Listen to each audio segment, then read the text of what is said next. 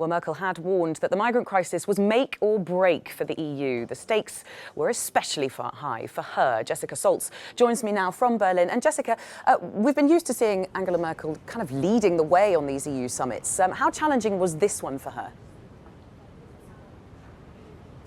Well, I think this summit was particularly challenging for Angela Merkel because she was going into it as the leader of Germany, but not with her own objectives, with those of the sister party, conservative sister party, the CSU down in Bavaria, who have really pushed Angela Merkel against a wall on the issue of migration. So she really had to, in this summit, come up with a solution that would please them on stricter controls for migration, whilst at the same time proving to EU leaders that Germany, which has taken more migrants than any other country in Europe, would continue to take its share of the burden and to continue to be active in this, whilst also at the same time not going back too much on her once quite liberal approach to migration at a time when left-wing politicians in Germany, and especially humanitarian groups, are raising a lot of questions over these European plans, such as disembarkation platforms outside of the EU, which they say could be a humanitarian threat to migrants. So it was definitely a difficult time for Angela Merkel within this, but of course ever the pragmatist in this summit.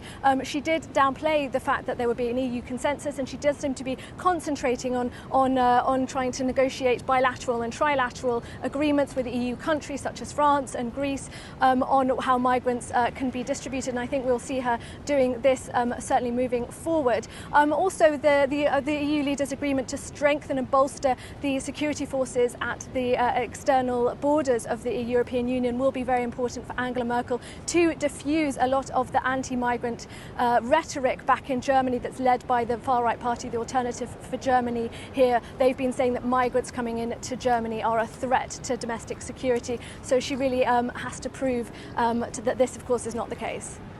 So we've seen small gains for her on that playing field, but we're halfway through the summit now. Do you have a sense of whether she's going to be able to go back to Berlin with her head held high?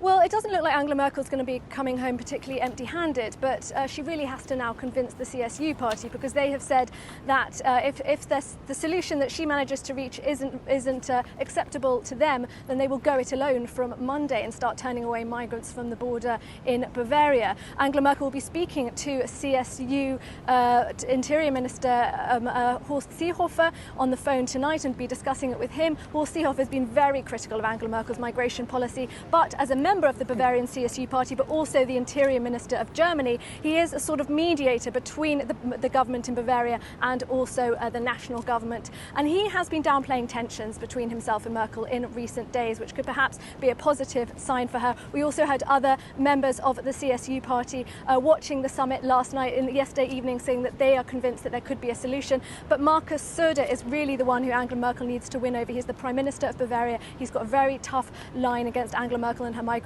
policy, and he will be meeting with CSU leaders and the CSU party in Munich on Sunday, where we could see Angela Merkel's fate decided.